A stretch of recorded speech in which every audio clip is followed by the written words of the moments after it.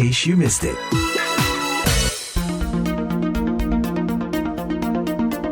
Pendengar, dengan niat mendorong inklusivitas pendidikan dan menjangkau anak-anak terbaik di seluruh pelosok Indonesia untuk melanjutkan pendidikan tinggi di dalam dan luar negeri lewat berbagai beasiswa yang disediakan pemerintah atau pihak swasta, seorang dosen di Institut Teknologi Bandung ITB, Jawa Barat, mulai jemput bola dengan mendatangi dan membuka akses bagi mereka. Tak disangka hal ini membuat anak-anak yang dibantunya menjadi agent of change dan membuat mereka mendorong anak-anak lain untuk meraih kesempatan yang sama. Nah, dalam In Case You Missed It kali ini, saya Fama Masrieva akan mengajak Anda menemui langsung Dr. Imam Santoso, pakar dan dosen metalurgi di ITB yang memulai langkah ini. Dan dua anak asuhnya yang kini menjadi agent of change, Abdul Latif, kandidat doktor di Tokyo University di Sapporo, Jepang, dan Bangkit Ausamapta Harvin yang siap melanjutkan studi ke Amerika tahun depan.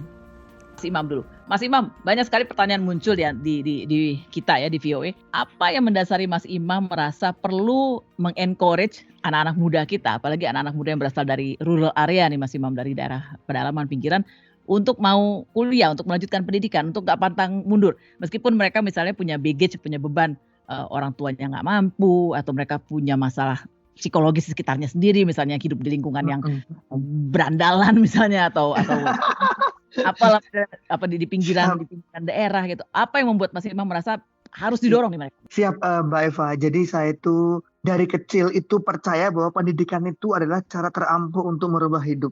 Jadi saya itu dari keluarga yang tidak mampu. Saya itu ikut dari nenek saya, tinggal di rumah bambu, alasnya tanah. Kalau hujan tuh bocor, ada tikusnya. Nenek saya selalu bilang, "Mam, kamu sekolah tinggi, nanti biar sukses." Dan saya itu sangat percaya itu.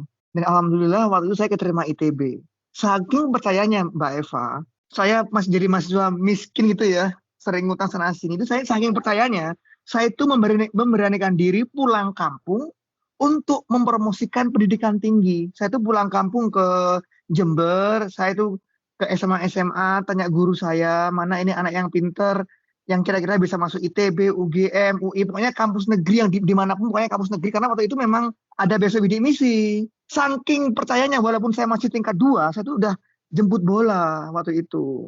Dan ketika jemput bola itu, saya nggak tahu kenapa anak-anak itu percaya dengan omongan saya.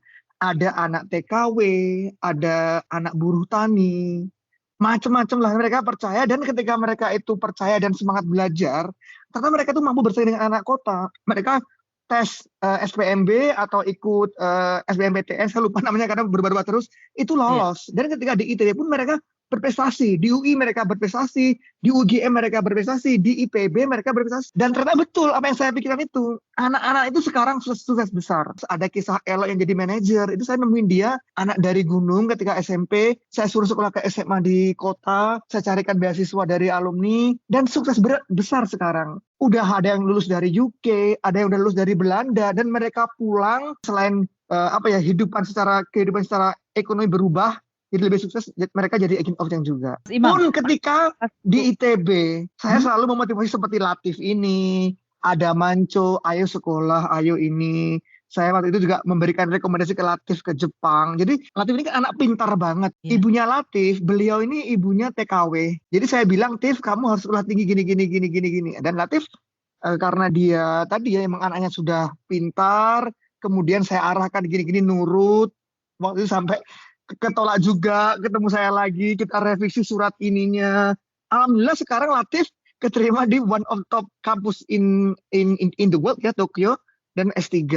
Bangkit juga, Bangkit itu dulu Bu masih SMA galau. Karena saya di Finlandia, dia DM Facebook. Tapi pakai gaya-gaya Jakarta itu loh Bu, anak-anak Jakarta Selatan yang lu gue, ini sama sih nggak sopan banget, artinya nggak saya respon. Setelah 4 tahun, berapa Vin? 6 tahun, berapa? Akhirnya saya merasa bersalah. Ya udah, kamu ketemu aku di Bandung. Ya udah, akhirnya saya motivasi ini. Saya ajarin, kamu harus begini mindsetnya. Kamu harus sekolah ke luar negeri ya. Saya ajarin bikin motivation letter, saya ajarin wawancara. Dan alhamdulillah si Bangkit ini sekarang setiap hari dengan Bu Risma. Kemarin ketika Bu Risma mau ke Perancis bikin PPT, yang bikin si Bangkit. Wow. Bangkit ini anak IPB Bu. Jadi yang saya bimbing itu anak dari seluruh kampung. Waktu saya pulang kampung, kalau pas pulang kampung ya anak Jember. Tapi dengan adanya medsos, mulailah ada anak dari mana. Mas Imam, ini cerita ke Mas Imam dulu sedikit. Di salah satu reel Mas Imam cerita bagaimana ayah Mas Imam sendiri sebetulnya buta huruf ya, hanya kelas 2 SD. Iya, Tapi neneknya Mas Imam tuh yang kekeh kekeh. kasih semangat. Nah, itu gimana kita meninggalkan baggage itu Mas Imam? Karena tadi Latif ada ibu yang TKW bangkit atau Harvin di Jakarta merasa Kantin itu ibunya beda kantin di SMP itu Bu, ibunya nah, jualan di kantin. Mas Imam gimana bisa udahlah bapakku nggak sekolah, aku harus sekolah. Itu betul-betul karena faktor nenek atau ada guru atau siapa? Siapa yang membuat Mas Imam tuh Jujur kita kalau tidak ada info dari luar, tidak ada yang mempengaruhi, kita tidak akan bisa. Kita pasti ada sesuatu yang membuat kita seperti itu. Nah kalau saya mungkin faktor nenek waktu itu. Jadi bapak saya buta huruf, saking buta hurufnya nggak bisa baca. Setiap dapat surat dari sekolah, misalnya undangan tuh marah. Dikirain tuh surat kayak, oh anak ini nakal apa saya nggak bisa baca sama sekali, buta huruf dan nggak bisa baca. Tapi nenek saya itu lulus SD, tapi sedihnya pas kelas 6 SD, pas baru nggak sampai SMP dia dinikahkan, karena orang zaman dulu itu kan SD tua-tua ya Bu ya, dinikahkan usia muda, tapi dia bisa baca tulis. Nenek saya sebenarnya yang mempengaruhi saya dari kecil untuk sekolah setinggi mungkin walaupun nggak punya uang. kalau Mas Latif apa faktor yang mendorong Mas Latif? Jujur mungkin takdir juga ya. Dulu pas ibu bapak pernah jadi ART ditugaskan ke Bandung, bapak ibu tuh selalu bermimpi gitu. Ingin punya anak yang bisa kuliah sampai ITB karena kedua orang tua saya kan bahkan ya SD lah. Bahkan bapak saya juga sama kayak Mas Imam, tidak lulus SD gitu. Saya orangnya dulu suka baca, saya baca RPUL, dulu saya sangat ingat nama-nama menteri dan nama-nama presiden, dan di situ saya lihat Pak Habibie, bapak teknologi lah istilahnya. Dan di situ saya mulai bertanya-tanya ke ibu saya, Pak Habibie itu doktor. Dari situ saya mulai bercita-cita jadi dokter. Lalu ketemu Mas Imam gimana? Ketemu Mas Imam? Waduh, waktu di ITB dulu, Mbak, sebelum saya dapat beasiswa unggulan tuh cukup perih lah istilahnya. Cuman saya sedikit menyayangkan karena ketika saya udah di ITB tingkat 3 baru bertemu dengan Mas Imam, saya berharap bertemu Mas Imam dari tingkat 1. Saya begitu melihat Mas Imam tuh, wah ini Langsung mepet terus Bu, mepet main ke lab. Saya ikut ke rumah ini, ya udah. Majornya apa Latif? Majornya masih di metalurgi sama seperti Mas Imam, tapi saya untuk logam-logam suhu tinggi, nikel sih terutama, karena saya lihat ya nikel Indonesia kaya lah. Wah, laku ini. Kalau pulang nanti bisa langsung dipakai Pak Luhut. Wah, saya mohon. Atau Tesla, atau langsung ke Elon Musk gitu ya Mas Imam ya. Nggak perlu nunggu Pak Luhut lah. Langsung aja ke Tesla sini ya Mas Imam. Iya. Kalau Bangkit gimana Bangkit ceritanya? Kalau saya itu sama sebetulnya. Saya dan Latif tuh mungkin dan Mas Imam juga adalah orang yang mungkin pas pekerja ya. Termasuk orang-orang yang bukan memiliki privilege yang wah lah. Kita tuh orang pekerja. Ibu saya juga sama, hanya lulusan SMP saja karena umur 15 tahun tuh sudah harus ke Jakarta Bu, merantau karena punya adik banyak. Jadi ibu bapaknya, kakek dan nenek saya itu nggak kuat membiayai adik-adiknya, jadi ibu saya berangkat ke Jakarta. Dari situ tuh saya bisa melihat atau terinfluence dari mereka, karena saya malu gitu Bu, sebagai anak Jakarta yang lahir di Jakarta, saya cuma di Jakarta dan saya nggak kemana-mana gitu. Jadi itu yang mendorong saya untuk bisa sekolah lebih tinggi gitu. Latif beruntung, Mas Harvin beruntung sempat ketemu Mas Imam. Mas Imam juga beruntung punya nenek yang luar biasa yang mau kekeh dorong Mas Imam sampai sekolah atau lingkungan sekolah SMA-nya masing-masing. Dan Mas Imam sendiri akhirnya merasa got to be pay forward kali ya Mas ya, pay it forward ya.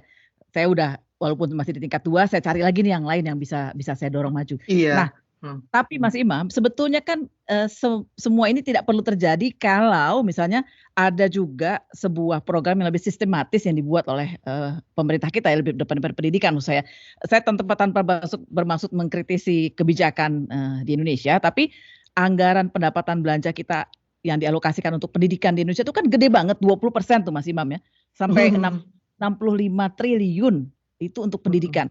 Kenapa menurut Mas Imam kok ya jalan sih, cuman harusnya lebih cepat lagi bukan kan? Lebih kencang lagi jalannya gitu Mas Imam. Iya. Jadi gini kalau menurut saya Bu. Jadi itu waktu itu niat awal saya adalah menyambungkan tali bidik misi.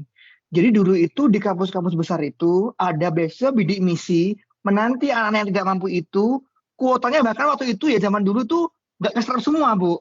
Nah, di lain hal, anak-anak yang tidak mampu ini untuk masuk kampus-kampus top Indonesia itu kan sayangnya anak-anak kota. Nah, bingung waktu saya tuh mikir, sebenarnya udah ada ya pemerintah ya, tapi mungkin untuk kesananya itulah yang susah, bagaimana anak-anak itu supaya keterima di kampus-kampus itu. Kan saya pulang kampung, saya juga bikin gerakan namanya Ambulu Mengajar juga. Kenapa tujuannya? Agar anak-anak itu nanti bisa bersaing dengan anak-anak kota sehingga melingkan program pemerintah. Jadi memang sudah ada tapi belum optimal. Nah, yang sekarang ini, kemarin nih kalau nggak salah kalau di ITB ya, itu kalau dulu bidik misi itu kelebihan banyak yang nggak kepake, jatuhnya untuk anak tidak mampu kan kalau nggak salah tuh dulu tuh 20% kampus tuh harus untuk anak tidak mampu ya.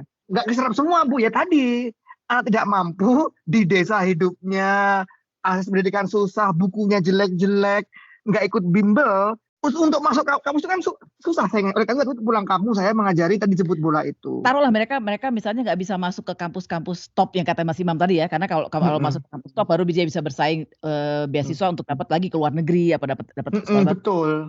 Ya, tapi kalau misalnya di tingkat daerah kita, misalnya Mas Imam di Jember, saya dulu di Aceh misalnya, Latif dulu di Garut gitu ya. Di Garut.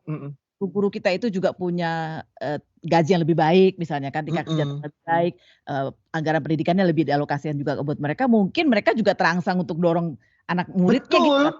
Betul. Kalau guru-gurunya sejahtera, terus ibaratnya mereka punya strong determination ya untuk mendidik, maksudnya sudah sejahtera, mereka itu pasti akan dengan fasilitas yang bagus di daerah itu pasti mereka akan menghasilkan anak-anak kualitas yang bagus sehingga bisa diterima di kampus besar. Kan betul. Sekarang ini walaupun kan UTB kan sekarang kan untuk masuk UGM, ITB kan mungkin sekitar 700 kan. Itu kalau anak-anak yang tidak terasah dari SMA oleh guru-guru yang hebat dia susah. Jadi pemerintah itu bisa meningkatkan akses di pendidikan tinggi selain dengan memberikan banyak beasiswa di perguruan tingginya, juga memperbaiki kualitas SMA-nya sehingga anak-anak SMA tadi pintar-pintar sehingga ketika ikut tes UTBK skornya tinggi atau nilai rapotnya bagus termasuk dengan sertifikat lomba-lomba yang banyak sehingga bisa keterima lewat jalur undangan dan lewat jalur UTBK gitu Bu ya. Betul. Jadi rancangan pendidikan tuh betul-betul dari hulu ke hilir gitu, nggak cuma ditangkap. Iya, nggak bisa hulu ke hilir. Tadi kalau cuman tinggi doang, tadi kasus dulu itu yang pernah bidik misi kuotanya kurang, makanya saya itu sampai dulu itu impian saya dan adalah menyambung tali bidik misi. Ini adil di ITB sekian persen anak yang jatahnya tuh kuotanya nggak kepake bidik misi. Di lain hal anak-anak desa itu untuk masuk ITB susah, makanya bingung. Oleh karena saya dulu Bu, selain bukan hanya pulang memotivasi, saya juga bikin bimbel gratis, bikin perpustakaan di desa. Perpustakaan isinya buku-buku motivasi kayak buku Andrea Hirata lagi apa gitu-gitu. Kalau menurut saya tadi betul Bu, kesejahteraan guru diperhatikan. Kalau guru yang sejahtera, mereka pasti akan semangat mengajar. Selain guru-guru tadi disejahterakan, saya nggak tahu gimana mekanismenya, dan juga mungkin guru-guru yang berkualitas, mungkin guru-guru perlu dididik. Saya nggak tahu bagaimana karena ketika saya di Finlandia itu anak-anak lulusan kampus terbaik dari kampus di Finlandia itu menjadi guru mulianya, ceritanya. Gajinya tinggi sekali guru. Jadi guru dokter itu adalah suatu pekerjaan impian karena guru SD, guru SMA, SMP itu gajinya tinggi sekali dan itu harus minimal S2 dan mereka the best graduate gitu loh. Jadi saya nggak tahu gimana selain meningkatkan kesejahteraan, pemerintah juga harus memikirkan bagaimana meningkatkan kualitas guru. Latif atau Mas Arvin barangkali, apa yang Anda lihat yang membuat pendidikan kita tuh masih ya oke mulai jalan tapi nggak kenceng jalannya, masih kayak jalan di tempat gitu, Latif? Wah sulit sekali sih Bu, cuman emang benar sih menurut saya pemerataan pendidikan yang tadi Mas Imam bilang, kalau di daerah desa atau daerah-daerah terpencil tuh sangat jauh kelasnya. Terutama ya saya lihatlah kemarin di daerah Garut, untuk bisa masuk ke ITB tuh ya paling hanya 2 SMA gitu yang masuk ke ITB, yang sisanya wah sudah sangat sulit gitu. Dan sekalipun saya ada teman lah, bukan untuk mengecilkan SMA-nya atau mengecilkan orangnya, tapi emang ketika dari SMA yang istilahnya agak jauh gitu dari kota, ketika masuk ITB, di ITB-nya juga lumayan bersaingnya agak keberatan gitu. Begitu nilai keluar ya emang keberatan juga, karena dulu emang fondasi dasarnya ketika belajar beda gitu, kualitas pendidikan di desa dengan di kota kayak gitu. Itu udah jadi apa ya, udah sangat umum gitu. Kalau Harvin? Iya Bu, jadi saya juga hands on experience ya Bu ya, maksudnya ke desa-desa. Terakhir juga minggu kemarin tuh saya ke Manggarai Bu, ke desa Golowune namanya di NTT. Nah di sana tuh sebenarnya kalau ini saya melihat dengan mata kepala saya sendiri ya Bu ya. Kalau dibilang dari infrastruktur fisik mungkin iya itu masih tertinggal jauh. Saya waktu ke Desa Golowune kemarin itu tuh di gunung, Bu, itu jauh sekali, itu butuh 6 jam itu dari bandara yang di Flores ke Desa Golowune itu. Kalau dibilang infrastruktur fisik itu memang iya masih jauh sekali, itu masih seperti mungkin tahun 80 lah ya, Bu, atau 90 gitu. Hanya ada bangku, meja, terus juga papan tulis biasa gitu. Tapi kalau dibilang internet, kalau kita ngomong soal internet, kita ngomong soal sinyal, itu alhamdulillahnya sudah masuk, Bu, ke daerah-daerah seperti itu. Sinyal tuh sudah ada gitu. Jadi tinggal bagaimana memang tadi yang Mas Imam juga sempat singgung soal kualitas gurunya. Jadi bagaimana si guru ini bisa memanfaatkan tadi misalkan karena sudah ada internet, mungkin kita bisa belajar lewat internet. Nggak perlu lagi kelas yang memang harus advance gitu kayak di Jakarta, tapi kita bisa melihat dan bisa mencontoh pelajaran yang ada di kota dengan internet gitu. Nah, tapi kan balik lagi ketika gurunya tidak bisa memfasilitasi murid-muridnya dengan baik, ya sama aja gitu. Kualitas guru, infrastruktur, dan ini yang ketiga nih Mas Imam barangkali menyelaraskan dengan sebetulnya perusahaan-perusahaan yang ada di sekitaran kita itu kan juga tertarik betul dengan dunia pendidikan. Mereka punya program CSR itu kan, Mas, Corporate Social Responsibility. Iya, right? betul, punya CSR.